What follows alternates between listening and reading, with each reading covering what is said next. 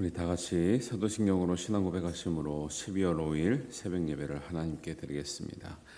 나는 전능하신 아버지 하나님 천지의 창조주를 믿습니다. 나는 그의 유일하신 아들 우리 주 예수 그리스도를 믿습니다.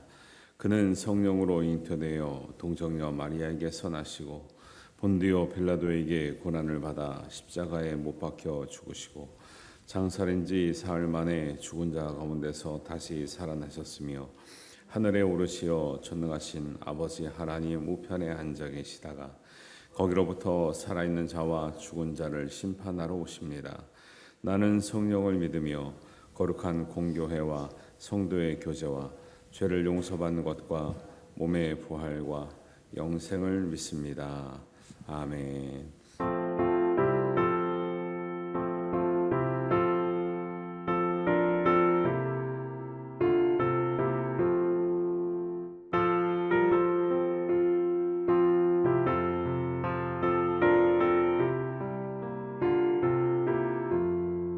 주의 말씀 받은 그날 참 기쁘고 복되도다. 이 기쁜 마음 못 이겨서 온 세상에 전하노라. 기쁜 날 주 나의 죄 다 씻은 날 늘 깨어서 기도하고 늘 기쁘게 살아가리. 기쁜 날 주 나의 죄 다 씻은 날 이 좋은 날 내 전한 몸 새 사람이 되었으니 이 몸과 마음 다 바쳐서 영광의 주를 섬기리. 기쁜 날 주 나의 죄 다 씻은 날 늘 깨어서 기도하고 늘 기쁘게 살아가리. 기쁜 날 주 나의 죄 다 씻은 날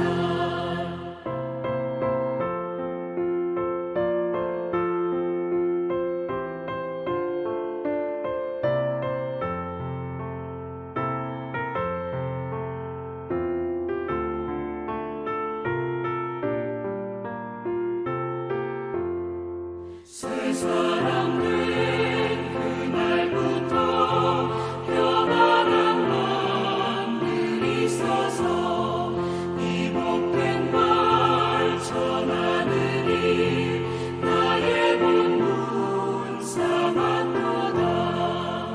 기쁜 날 주 나의 죄 다 씻은 날 늘 깨어서 기도하고 늘 기쁘게 살아가리. 기쁜 날 주 나의 죄 다 씻은 날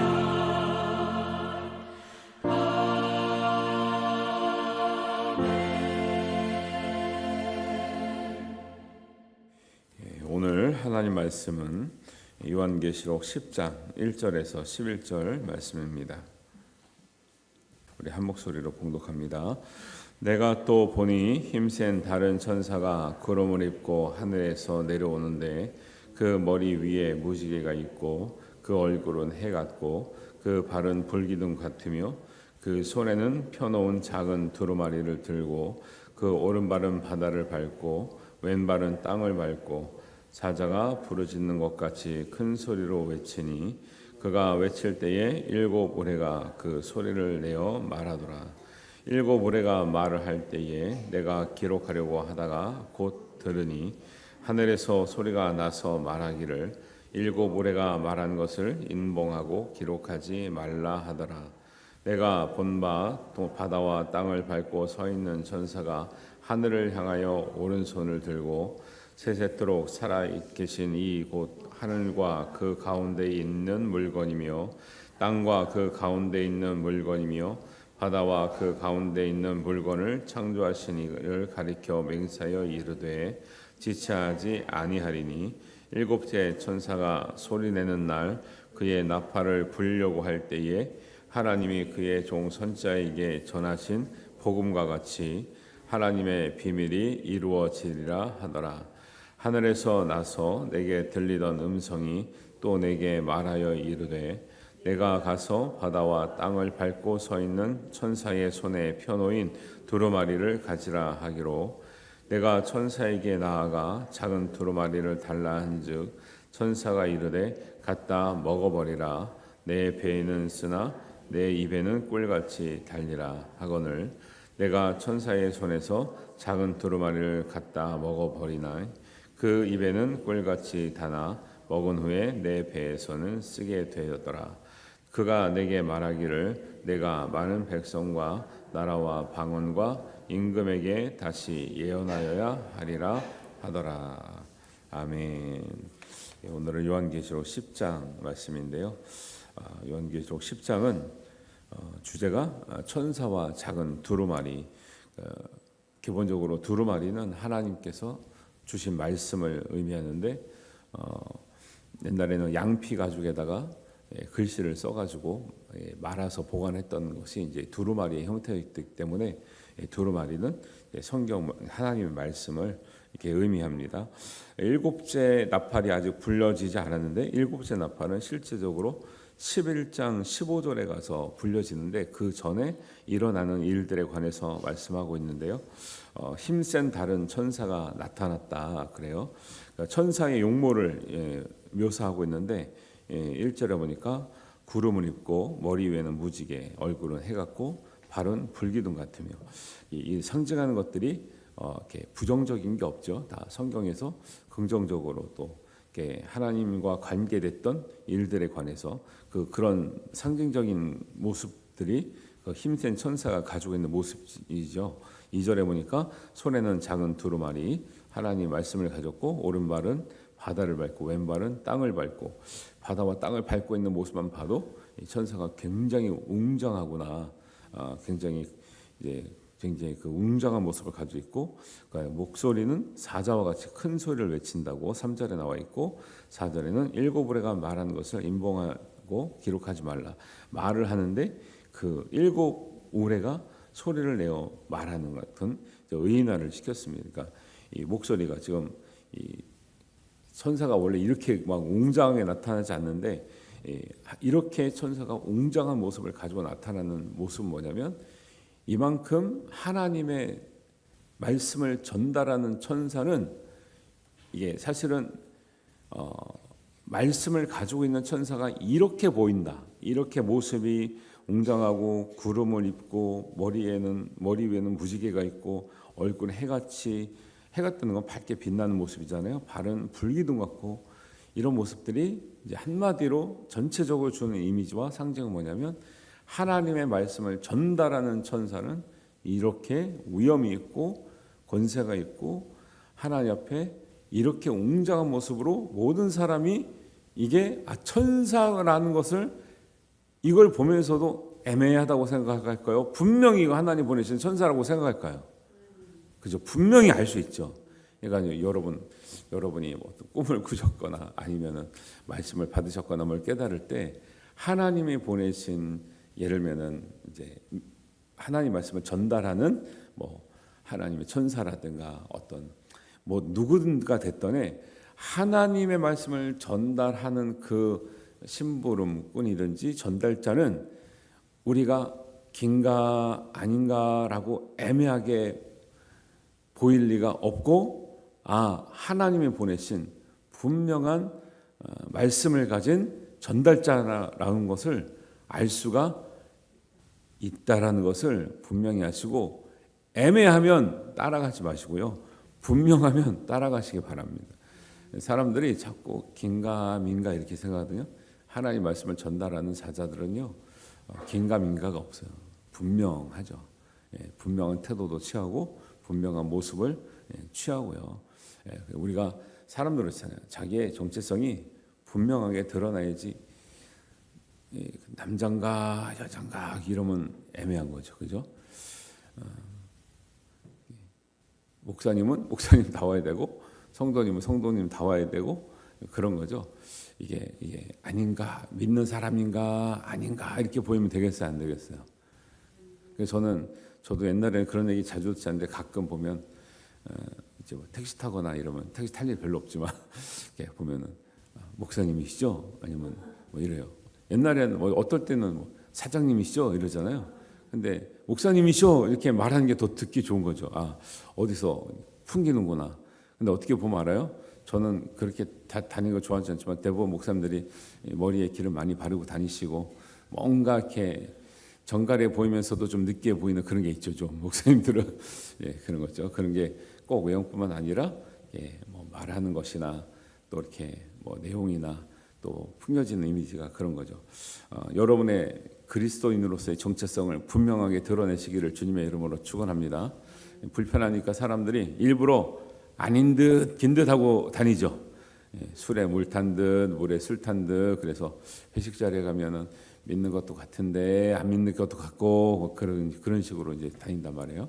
하나님의 전사들은 하나님의 말씀을 전하는 이 사자들은 모습만 봐도 목소리만 들어도 머리를 보나 옷을 보나 발을 보나 손을 보나 손에 들려 있는 걸 보나 분명히 하나님이 보셨다는 것을 알게 될 줄로 믿습니다.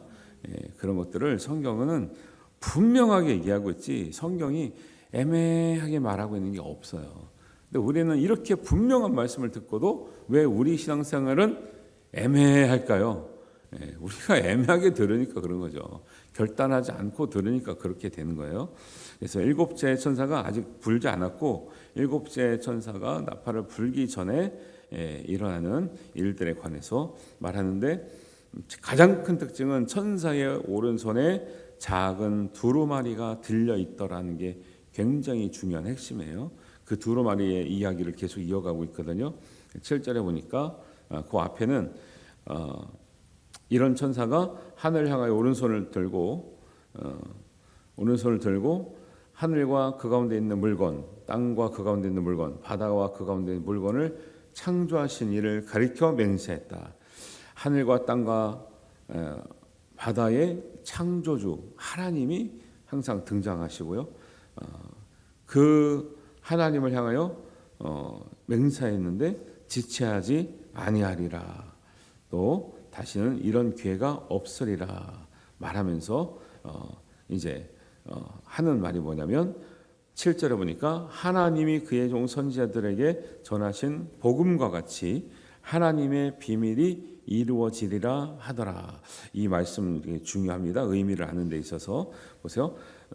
계시록의 말씀 전체를 말할 수도 있는데 하나님의 비밀은 계시인데 계시는 은밀한 것이 아니고 오히려 밝게 보여주고 많은 사람들 올리는 거 조금만 낮춰주세요. 많은 사람들에게 알려주고 보여주고 다 같이 알으라고 한다 그랬잖아요. 그게 복음과 같다라는 거예요. 복음이 예수님께서 감추고 우리만 한다.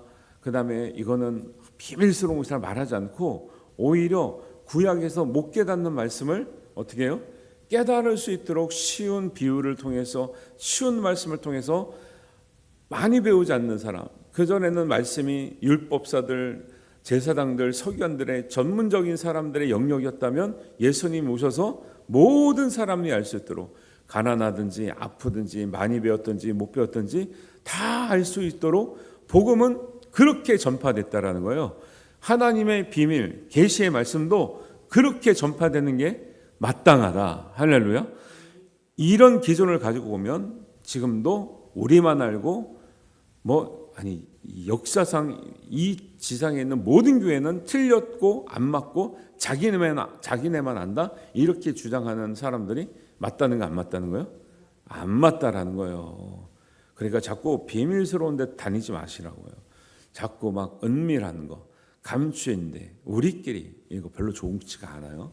그래서 그 비밀이 복음과 같이 이루어진다라는 거예요. 그래서 계시록의 말씀은 조금 어렵긴 하죠. 지금 왜냐하면 너무 오랜 동안 시간이 지났기 때문에 그렇긴 하지만 하나님 말씀은 모든 말씀은 복음처럼 이루어지는 줄 믿으시기를 바랍니다. 그리고 우리가 복음처럼 여기고 복음처럼 우리가 깨닫고 전하기도 하고, 복음은 여러분만 깨달으라는 거예요? 들었으면 전하라는 거예요?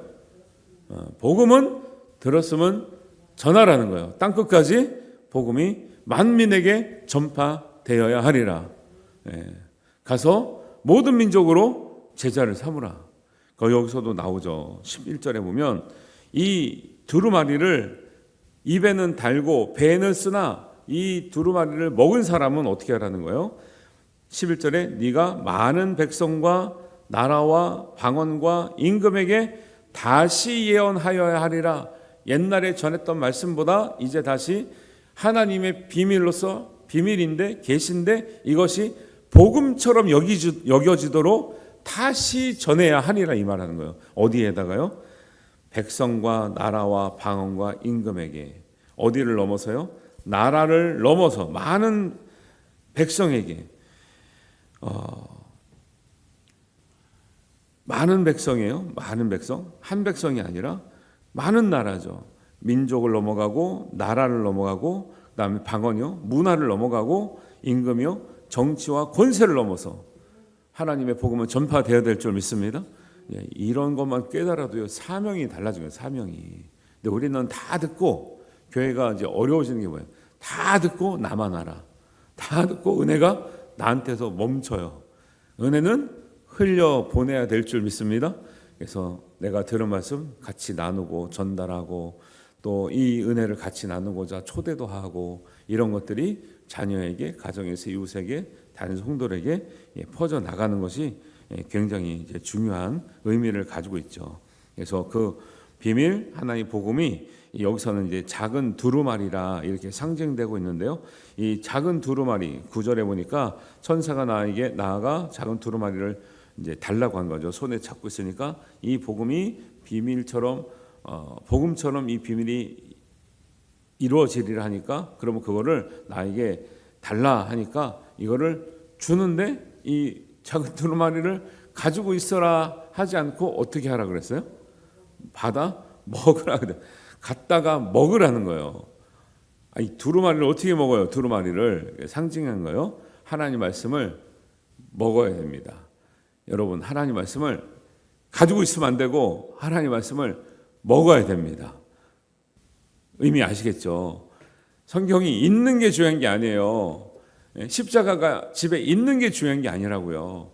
십자가가 있으면 져야 되고요. 말씀을 가지고 있으면 먹어야 될 줄로 믿습니다. 이게 굉장히 의미하는 바가 커요. 그래서 하나님이 우리에게 정말 하나님의 일을 맡기고 사명을 맡기고 하나님의 뜻을 깨닫는 사람에게는 반드시 하나님의 말씀을 먹게 하는 경험을 반드시 해요. 하나님의 말씀을 제대로 먹지 않고 일을 하잖아요. 사고 친다니까요. 그리고 엉뚱한 말을 하고요. 하나님의 뜻에 맞지 않는 그런 일들을 하거나 말들을 하는 경우가 되게 많아요. 그래서 은혜를 받을 때는 달게 느껴져요. 근데 이것이 내 삶으로 이루어지기까지는 쓴 맛 같은 연단과 고난이 있는 거죠. 여러분 우리가 말씀을 귀로만 듣다고 되는 게 아니라 우리가 귀로 들은 말씀이 우리의 삶으로 되기까지는 나름대로의 시간과 연단과 고난을 통해서 이 말씀대로 살기까지의 애씀과 힘듦과 소화되기까지 모든 과정이 반드시 있어야 된다는 걸 얘기하는 거죠. 우리는 귀로 들을 땐 좋죠. 아니 앉아있을 때 들을 때는 뭐가 문제겠어요? 나가서 살 때가 문제죠. 이것이 되지 않으면 먹은 것이 의미가 없는 거예요. 그리고 이것이 또 나라와 방언과 임금과 백성을 넘어서 갈 때는 또 그것이 소화되는 과정이 또 어려운 과정이 있죠. 우리나라도 보세요. 말 자체도 방언 여러 가지 나라 말로 바꿔줄 때도 외국말로 돼 있는 게 우리나라 말로 번역돼서 올리니까 그 과정 자체도 얼마나 어려워요. 선교사님들이 가장 다른 나라 가서 할 때 제일 어려운 게 뭐예요? 성경이 그 나라 말로 번역돼 있지 않다라는 거예요.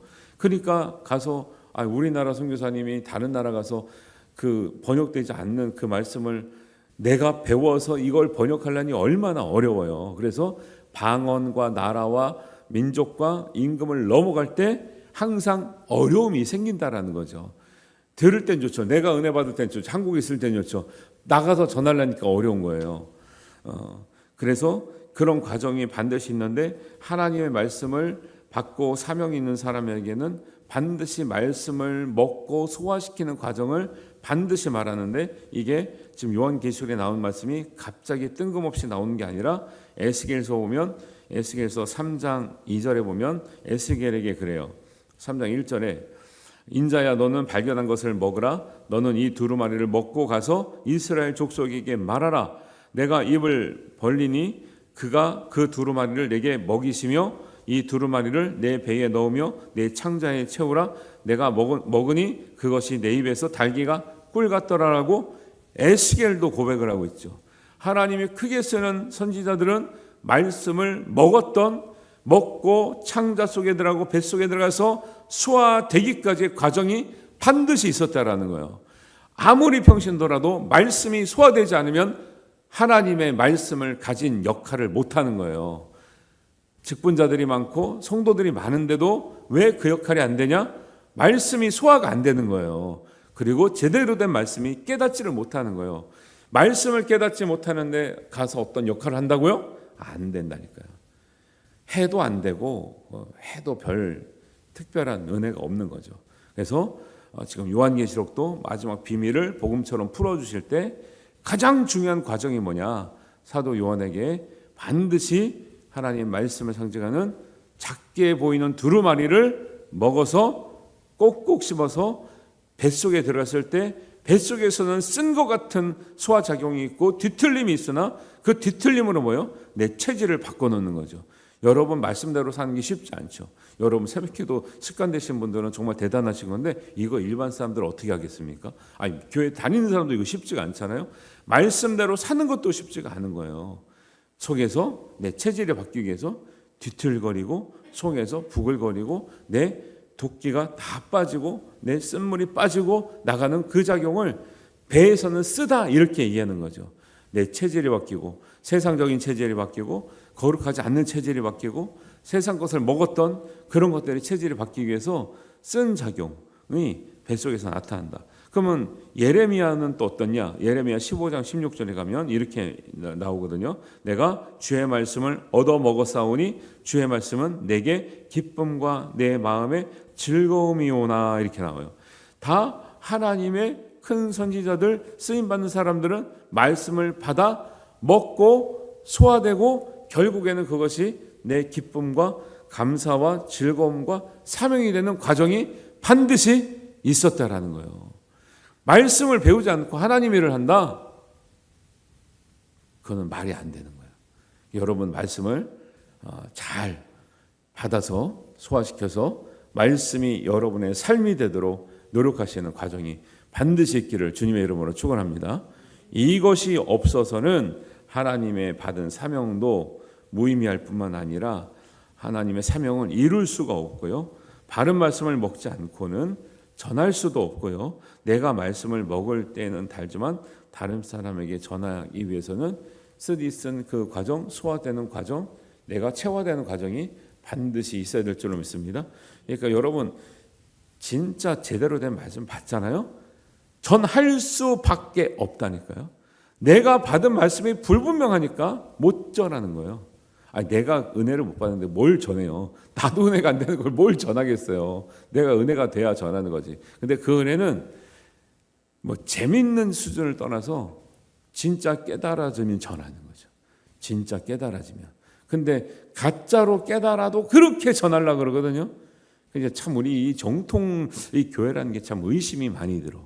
어떻게 정통교회는 깨닫지도 못하고 이걸 확신도 없고 은혜도 안 돼가지고 왜 전하지도 못할까? 근데 이 가짜들은 그렇게 전하려고 난리를 치거든요. 이상하지 않아요? 왜 가짜들은 그렇게 전하는데 진짜들은 안 전할까? 이상해요. 뭔가 문제가 있어요.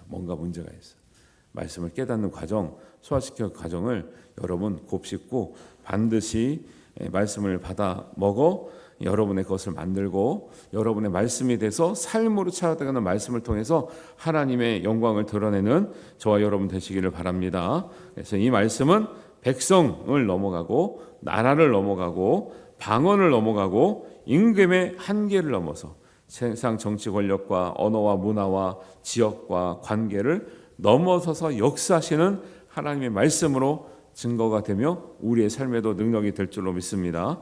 그래서 이런 말씀들이 7절에 나온 것과 같이 하나님이 그의 종 선지자들에게 전하신 복음과 같이 하나님의 그 비밀이 이루어지리라 하신 말씀이 우리를 통해서 이루어지게 되기를 바랍니다. 그리고 우리 가정과 우리 교회를 통해서 이렇게 말씀이 전달되어지고 은혜가 전달되어지고 그 말씀이 복음과 같이 이루어지는 역사와 은혜가 있고 경험하기를 주님의 이름으로 축원합니다. 기도하겠습니다.